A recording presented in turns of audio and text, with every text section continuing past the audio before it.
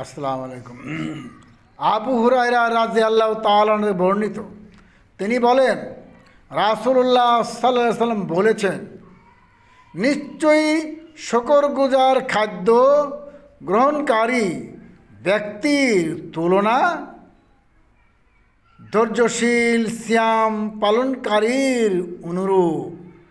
যে ব্যক্তি শকরগুজার, খাদ্য অল্প হোক আর বেশি হোক, আল্লাহর শুকর গুজার কর, ইয়া রাব্বুল আলামিন, এটা তোমার নিয়ামত। আপনি একটি বড়ই বানাতে পারবেন, একটা সিম বানাতে পারবেন, একটা জাম বানাতে পারবেন, কম হোক বা বেশি হোক।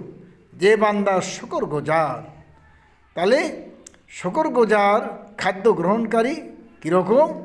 ধৈর্যশীল সিয়াম পালনকারীর মতো সোয়াব রয়েছে তার আমল নামায়। তাহলে বোঝা গেল যে ধৈর্য কত উপকারী, আল্লাহর শকর কত উপকারী। যদি বলি রব্বুল আলামিন, আমি তো ইবাদত কম করি না, আমার রিজিক এত কম কেন?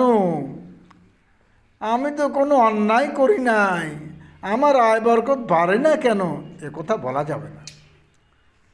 হাদিস হাকিম তিরমিজি 2486।